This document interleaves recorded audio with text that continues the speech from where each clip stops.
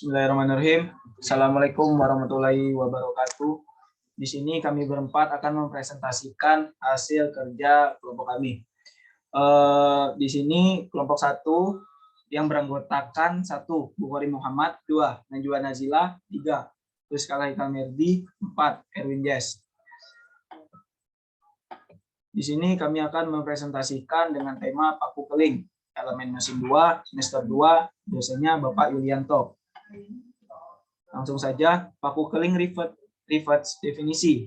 Secara umum, paku keling adalah batang silinder pendek dengan sebuah kepala di bagian atas, silinder tengah sebagai badan, dan bagian bawahnya yang berbentuk kerucut terpancung sebagai ekor.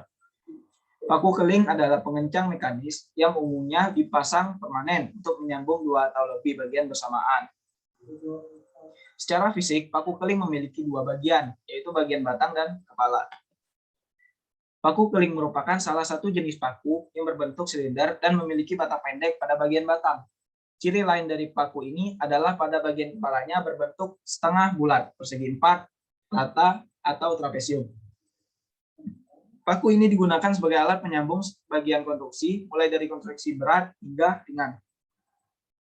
Contoh penggunaan paku keling terletak pada konstruksi jembatan rangka batang, perangkap pesawat terbang, bangunan kerangka baja, kanvas sepatu, bagan bus, dan lain sebagainya. Paku ini terbuat dari baja lunak, aluminium, baja keras, kuningan, atau tembaga. Sambungan pada paku keling ini termasuk dalam sambungan tetap atau permanen. Dengan begitu, sambungan ini tidak dapat dibuka kembali tanpa merusaknya. Hal tersebut tentu berbeda dengan jenis mur biasanya, yang mana penggunaan mur baut dapat dibongkar ulang tanpa melakukan perusakan. Oke, selanjutnya akan dijelaskan oleh teman saya yang bernama Bukhari.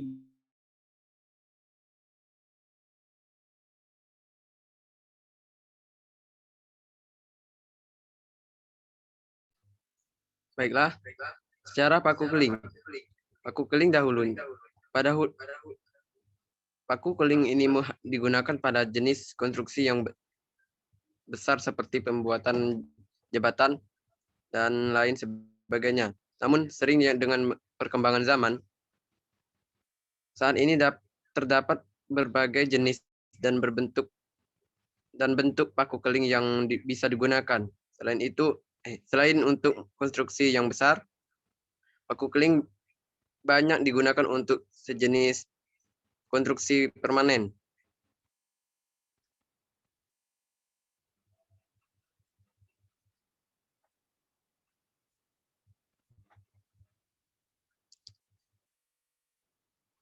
Hingga saat ini paku keling lebih banyak dibuat dari bahan aluminium, tembaga, perunggu, baja atau nikel. Sedangkan pada umumnya paku keling terdiri dari bagian tangkai dan bagian kepala.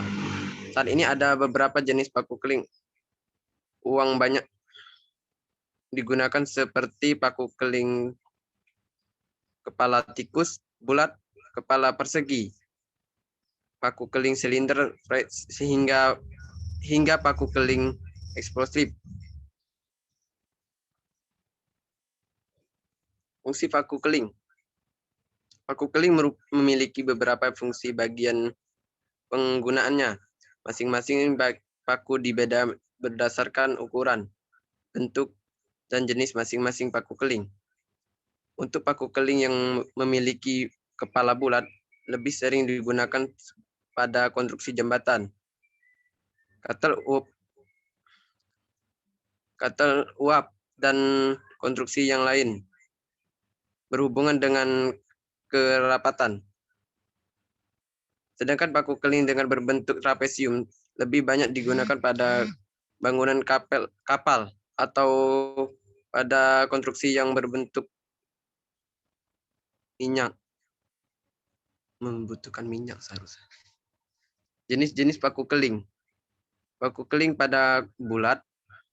paku keling kepala bulat.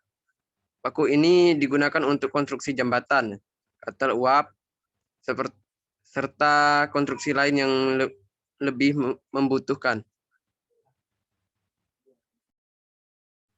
Selanjutnya akan disampaikan pada rekan kami, yaitu Najwa. 2. Paku keling trapesium. Paku keling berkepala trapesium sering digunakan untuk bangunan kapal dan pekerjaan konstruksi yang rapat minyak. 3. Paku keling datar. Next. Digunakan untuk bangunan yang memerlukan kerapatan dan permukaan rata. 4. Paku keling khusus. Digunakan untuk sambungan yang dapat dikerjakan hanya dari satu sisi saja.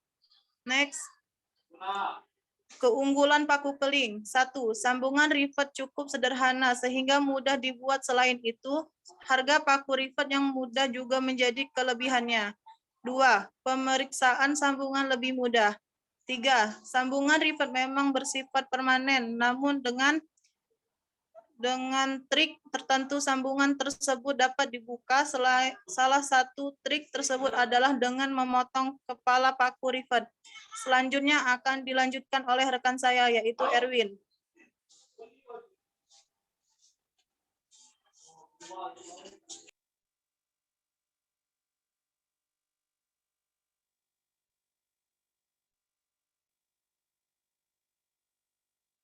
Erwin, apakah mendengarkan suara saya? Kamu nggak ada suaranya, Win?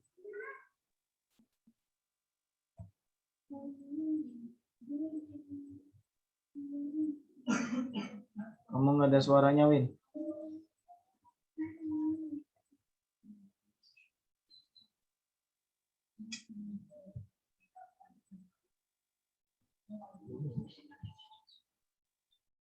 Mana?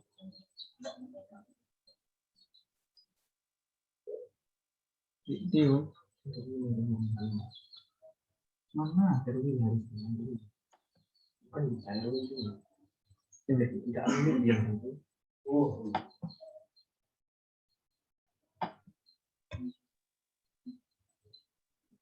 Win, on mic, Win. Erwin, on mic, Win. Nggak di suaranya kamu. Tes.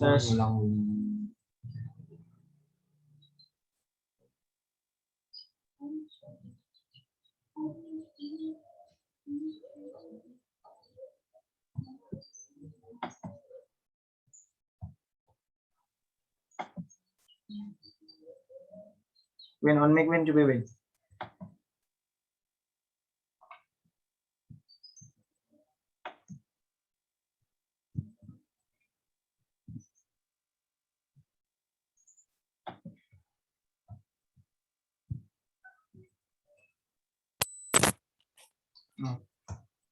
Oke. Win, apa kamu bisa on mic?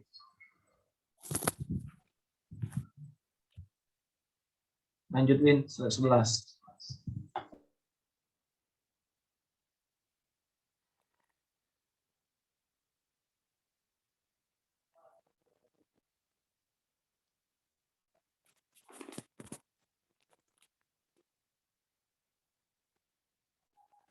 Cara menggunakan paku rivet. Pertama, siapkan plat yang akan disambung, lalu buang lubang pada plat-plat tersebut. Pastikan ukuran lubang sesuai dengan ukuran paku keling yang hendak digunakan.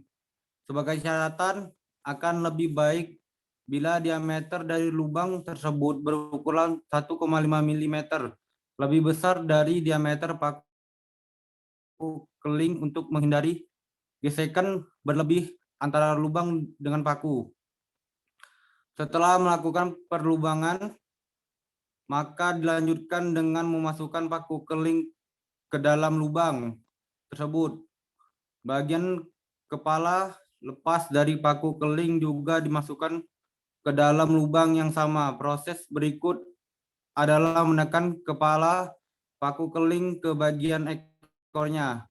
Next.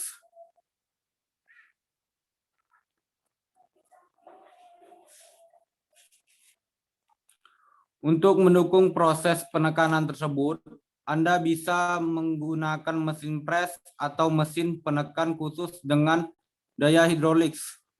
Untuk paku ukuran kecil, Anda bisa menggunakan hand reverser atau bisa juga menggunakan palu ball pen.